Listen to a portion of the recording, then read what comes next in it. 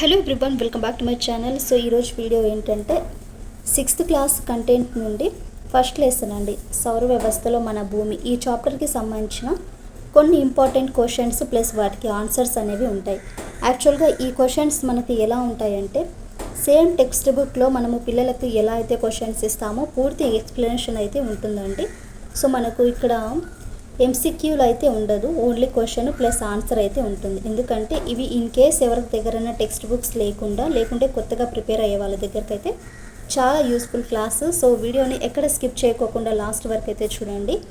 అలాగే ఈవినింగ్ లేకుంటే టుమారో కానీ సోషల్ మెథడ్కి సంబంధించిన క్లాస్ అనేది పోస్ట్ చేస్తానండి. చూడండి, ఇక్కడ మనం పగటిపూట చంద్రుడిని మరే నక్షత్రాలను ఎందుకు చూడలేమనేసి క్వశ్చన్ అండి. ఎందుకంటే సూర్యుని నుండి కాంతి అనేది ప్రకాశవంతంగా ఉంటుంది కాబట్టి పగటిపూట మనకు చంద్రుడు కానీ నక్షత్రాలు కానీ చూడడానికి మనకు కనిపించవు. దేనికంటే సూర్యుడి నుండి యొక్క ప్రకాశవంతమైన కాంతి ద్వారా ఈ పగలు మనకు చంద్రుడు అలాగే దానికి నక్షత్రాలు అనేవి మనకు కనిపించవు. నెక్స్ట్ క్వశ్చన్, ఖగోళ వస్తువులు అంటే ఏమిటి? ఖగోళ వస్తువులు అంటే ఏమిటంటే మనకు ఖగోళంలో సూర్యుడు కానీ చంద్రుడు అండ్ మనకు నైట్ టైమ్స్ ఆకాశంలో ప్రకాశించే అన్ని వస్తువులు, ఖగోళ వస్తువులు అన్నీ కూడా కలిపి భూమి వంటి ఇతర వస్తువులను ఖగోళ వస్తువులు అనేసి అంటారు.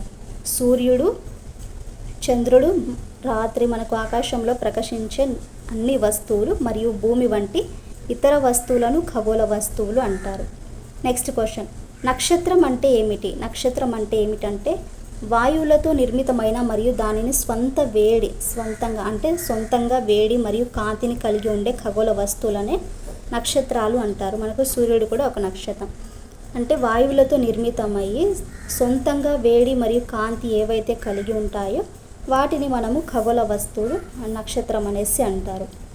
నెక్స్ట్, గ్రహం అంటే ఏమిటి? గ్రహం అంటే దానికి ఒక ఎగ్జాంపుల్ కూడా, సొంతంగా వేడి మరియు కాంతి లేని వాటిని ఒక నక్షత్రం నుండి పొందే ఖగోళ శరీరాన్ని గ్రహం అంటారు.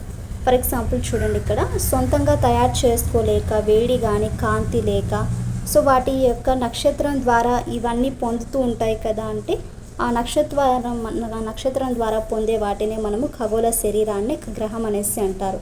మనం నివసించే భూమి కూడా ఒక గ్రహమే అండి. మరియు సూర్యుని నుండి వేడి మరియు కాంతిని అయితే భూమి అనేది పొందుతుంది.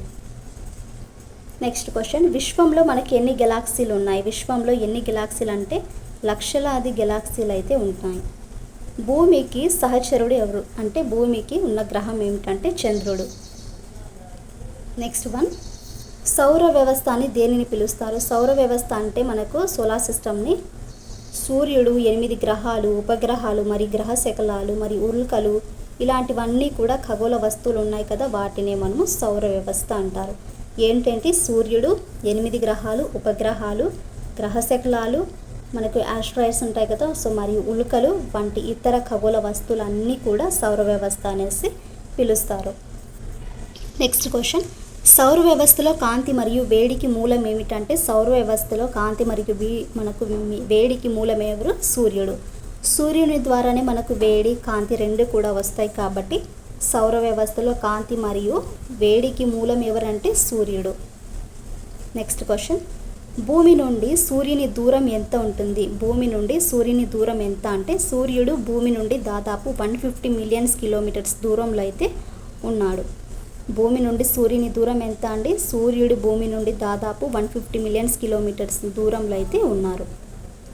నెక్స్ట్ క్వశ్చన్, కాంతి వేగం ఎంత? కాంతి వేగం ఎంత అంటే మనకు సెకండ్కి 3 lakhs కిలోమీటర్స్ అయితే ఉంటుంది కాంతి వేగం. సెకండ్కు 3 లక్షల కిలోమీటర్ల కాంతి వేగము. సెకండ్కు 3 లక్షల కిలోమీటర్ల కాంతి వేగం. కొంచెం స్పీడ్గా అయితే చెప్తున్నానండి. సూర్యుని నుండి భూమికి కాంతి ప్రయాణించడానికి ఎంత సమయం పడుతుంది? సూర్యుని నుండి భూమికి కాంతి ప్రయాణించడానికి ఎంత సమయం పడుతుంది అంటే 8 నిమిషాల సమయం అయితే పడుతుంది. సూర్యుని నుండి భూమికి కాంతి ప్రయాణించడానికి 8 నిమిషాల సమయం అయితే పడుతుంది. సూర్యుడు ఎంత పెద్దవాడు అంటే సూర్యుడు దానిలో 13 లక్షల భూమిని కలిగి ఉండవచ్చు. 13 లక్షల భూమిని కలిగి ఉండవచ్చు సూర్యుడు, అంత పెద్దవాడు అనేసి. నెక్స్ట్, నక్షత్ర రాశులు అంటే ఏమిటి? ఆకాశంలో వివిధ నక్షత్ర సమూహాలు ఏర్పడిన వివిధ నమూనాలనే నక్షత్ర రాశులు అంటారు. ఆకాశంలో వివిధ నక్షత్రాల సమూహాలు ఉంటాయి కదా, సో ఆ నక్షత్రాలు ఏర్పడిన వివిధ నమూనాలు ఉంటాయి కదా, వాటిని నక్షత్ర రాసులు అనేసి పిలుస్తారు. సప్తర్షి అంటే ఏమిటి? సప్తర్షి అంటే 7 నక్షత్రాల సమూహాన్నే సప్తర్షి అంటారు. నక్షత్ర రాశులలో ఇది ఒకటి. సప్త అంటే 7 కదా అండి.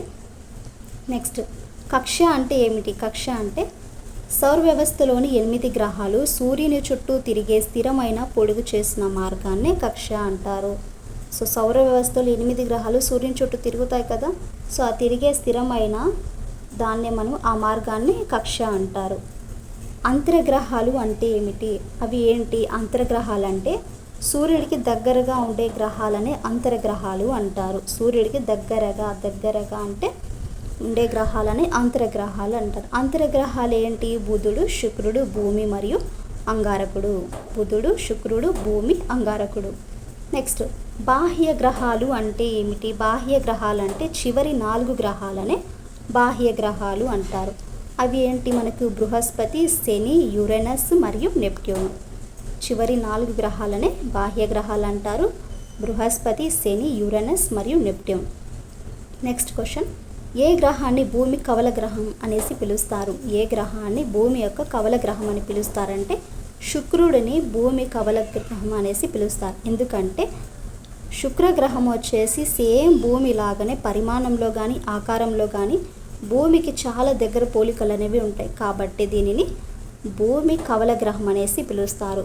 మన శుక్రుడు భూమికి కవలగా పిలుస్తారు. ఎందుకంటే శుక్రుడి యొక్క పరిమాణము మరియు ఆకారము భూమి లాగానే ఉంటుంది కాబట్టి. నెక్స్ట్ క్వశ్చన్, భూమి ఆకారాన్ని జియాయిడ్గా ఎందుకు వర్ణించారు? భూమి ఆకారాన్ని జియాయిడ్గా ఎందుకు వర్ణించారంటే భూమి ధృవాల వద్ద కొద్దిగా చదునుగా ఉంటుంది మరియు మధ్యలో చూస్తే కాస్త ఉబ్బినట్టుగా ఉంటుంది కాబట్టి భూమిని జియాయిడ్గా వర్ణించబడింది. భూమి ధృవాల వద్ద కొద్దిగా చదునుగా ఫ్లాట్గా ఉంటుంది అండ్ మరి మధ్యలో కన్నా చూసుకుంటే కొంచెం ఉబ్బినట్టు ఉంటుంది కాబట్టి దీన్ని ఏమంటారు? భూమిని జియాయిడ్గా వర్ణిస్తారు. నెక్స్ట్ క్వశ్చన్, భూమిని నీలిగ్రహం అనేసి ఎందుకు అంటారంటే భూమిని నీలిగ్రహం అనేసి భూమిలో ఉపరితలంలో 3/2 వంతులు నీటితో కప్పబడి ఉంటుంది. సో అంతరిక్షం నుండి భూమి నీలం రంగులో కనిపిస్తుంది కాబట్టి భూమిని నీలిగ్రహం అనేసి పిలుస్తారు. ఎందుకు పిలుస్తారు? భూమి ఉపరితలంలో 3/2 వంతులు వాటర్తో నిండి ఉంటుంది. సో మనం పైనుండి అంతరిక్షం నుండి చూస్తే భూమి నీలం రంగులో కనిపిస్తుంది కాబట్టి భూమిని నీలిగ్రహం అనేసి కూడా పిలుస్తారు.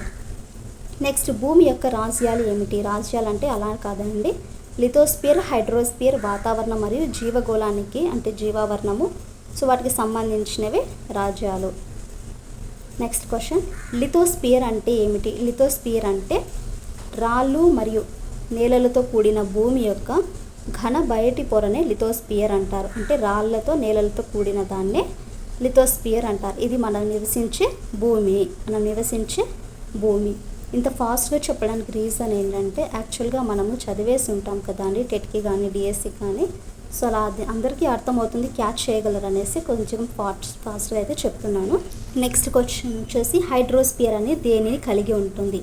హైడ్రో అంటేనే వాటర్, హైడ్రో అంటే నీరు, హైడ్రోస్పియర్ అంటే మహాసముద్రాలు, సముద్రాలు, నదులు, సరస్సులు, సో మరి పర్వతాలపై ఉన్న మంచు కప్పులు ఇలాంటివన్నీ కూడా నీటి వనరులుగా కలిగి ఉంటాయి. వాటినే మనము హైడ్రోస్పియర్ అంటారు. చూడండి, హైడ్రో అంటే వాటర్ అవునా, హైడ్రోస్పియర్ అంటే ఈ మహాసముద్రాలు కానీ సముద్రాలు కానీ నదులు కానీ సరస్సులు కానీ పర్వతాలపై ఉండే మంచు కప్పుల వల్ల వాటర్ అనేది ఏర్పడుతుంది కదా, సో అవన్నీ కూడా నీటి వనరులను కలిగి ఉంటుంది హైడ్రోస్పియర్. నెక్స్ట్ వాతావరణం అంటే ఏమిటి? వాతావరణం అంటే భూమి చుట్టూ ఉన్న గాలిపొర. నైట్రోజన్ 78% ఉంటే ఆక్సిజన్ 21% మాత్రమే అయితే ఉంటుంది. Nitrogen 78%, oxygen 21%. Carbon dioxide, hydrogen, helium, organ మరియు ఓజోన్ వంటి ప్రధాన వాయువులు వాతావరణంలో అయితే ఉన్నాయి. నెక్స్ట్ 25th క్వశ్చన్, బయోస్పియర్ అంటే ఏమిటి? బయోస్పియర్ అంటే ఏమిటంటే అది దేనికి కలిగి ఉంటుంది? భూమిపై నీటిలో మరియు గాలిలో ఉన్న అన్ని జీవులను కలిపి బయోస్పియర్ అంటారు. బయోస్పియరు మొక్కలు, జంతువులు, బ్యాక్టీరియా మరియు ఇతర చిన్న జీవులను కలిగి ఉంటుంది. బయోస్పియర్ అంటే ఏంటి? దేనికి కలిగి ఉంటుందంటే భూమిపై నీటిలో మరియు గాలిలో ఉన్న జీవులన్నిటినీ కూడా బయోస్పియర్ అంటారు. అండ్ మొక్కలు కానీ జంతువులు కానీ బ్యాక్టీరియాస్ అండ్ ఇతర చిన్న చిన్న జీవులు ఉంటాయి కదా, వాటిని అయితే మనము బయోస్పియర్ అనేసి అంటారు. నెక్స్ట్ క్వశ్చన్, ఉపగ్రహం అంటే ఏమిటి? ఉపగ్రహం అంటే గ్రహాలు సూర్యుని చుట్టూ తిరిగే విధంగానే గ్రహాల చుట్టూ కూడా తిరిగే ఖగోళ వస్తువులనే ఉపగ్రహం అంటారు. చూడండి, శని గ్రహము, సూర్యగ్రహము మనకి ఇలా ఉంటాయి కదా. సో గ్రహాలు సూర్యుని చుట్టూ, సో మనకు సూర్యుని చుట్టూ ఒక గ్రహం అనేది తిరుగుతూ ఉంటుంది. సో వాటి చుట్టూ తిరిగే దాన్నే మనము ఖగోళ వస్తువులని ఉపగ్రహాలు అంటారు. గ్రహాలు సూర్యుని చుట్టూ తిరిగే విధంగానే గ్రహాల చుట్టూ కూడా తిరిగే ఖగోళ వస్తువునే ఉపగ్రహం అంటారు. నెక్స్ట్ క్వశ్చన్, ఉపగ్రహాలు లేని గ్రహాల పేర్లు చెప్పండి అనేసి ఇక్కడ క్వశ్చన్. ఉపగ్రహాలు లేని గ్రహాల పేర్లు ఎవరంటే బుధుడికి అండ్ శుక్రుడికి ఉపగ్రహాలు ఉండవు. బుధుడికి మరియు శుక్రుడికి ఉపగ్రహాలు ఉండవు. నెక్స్ట్, భూమి యొక్క సహజ ఉపగ్రహం ఏమిటి? చంద్రుడు ఇతర నక్షత్రాల కంటే ఎందుకు పెద్దదిగా కనిపిస్తాడు? ఆన్సర్ ఏంటంటే చంద్రుడు భూమి యొక్క సహజ ఉపగ్రహం, న్యాచురల్గా ఉండే ఉపగ్రహం. ఇది ఇతర ఖగోళ వస్తువుల కంటే మన గ్రహానికి దగ్గరగా ఉండడం వల్ల చాలా పెద్దదిగా కనిపిస్తుంటుంది సూర్యుడు. చంద్రుడు భూమికి సహజ ఉపగ్రహము. ఇది ఇతర ఖగోళ వస్తువుల కంటే మన గ్రహానికి, భూమి అనే గ్రహానికి దగ్గరగా ఉండడం వల్ల చాలా పెద్దదిగా కనిపిస్తుంది. నెక్స్ట్ క్వశ్చన్, చంద్రునిపై నీడలు ఏమిటి? చంద్రునిపై నీడలు ఏమిటంటే చంద్రుని ఉపరితలంపై పర్వతాలు, మైదానాలు మరియు లోయలు అయితే ఉన్నాయి. ఈ వస్తువులు చంద్రుని ఉపరితలంపై నీడలను వేస్తాయి. చంద్రుని యొక్క ఉపరితలం ఉంటుంది కదా, సో దాని మీద పర్వతాలు కానీ మైదానాలు కానీ లోయలు అయితే ఉంటాయి. ఈ వస్తువులు చంద్రుని ఉపరితలంపై నీడలను వేస్తాయి. నెక్స్ట్ క్వశ్చన్, ఇస్రోను విస్తరించండి. భారత అంతరిక్ష పరిశోధన సంస్థ. భారత అంతరిక్ష పరిశోధన సంస్థ. షార్, SHAR విస్తరించండి. శ్రీహరికోట ఎత్తైన ఎత్తు శ్రేణి. శ్రీహరికోట ఎత్తైన ఎత్తు శ్రేణి. నెక్స్ట్, సతీష్ ధావన్ ఎవరు? సతీష్ ధావన్ ఒక శాస్త్రవేత్త మరియు ఇస్రో మాజీ చైర్మన్. జీకే క్వశ్చన్స్కి కూడా పోలి అయితే ఉంటాయండి ఇవి. గ్రహశకలాలు అంటే ఏమిటి? గ్రహశకలాలు అంటే మనం ఇందాకే చూసాము, నక్షత్రాలు కానీ గ్రహాలు కానీ మరియు ఉపగ్రహాలు కాకుండా సూర్యుని చుట్టూ తిరిగే అనేక చిన్న చిన్న వస్తువులు ఉంటాయి కదా, వాటిని మనము గ్రహశకలాలు అంటారు. ఉల్కలు అంటే ఏమిటంటే సూర్యుని చుట్టూ తిరిగే చిన్న చిన్న రాళ్ల ముక్కలనే ఉల్కలు అంటారు. సూర్యుని చుట్టూ చిన్న చిన్న రాళ్ల ముక్కల్ని ఉల్కలు అంటారు. నెక్స్ట్ క్వశ్చన్, తోకచుక్క అంటే ఏమిటి? ఒక ప్రసిద్ధ తోకచుక్క పేరు చెప్పండి. తోకచుక్క అనేది తల మరియు తోకతో తయారైన ఖగోళ వస్తువు. దీనినే మనం హేలీ తోకచుక్క అనేది చెప్పుకోవచ్చు బాగా. సో ఇదండి కొన్ని క్వశ్చన్స్.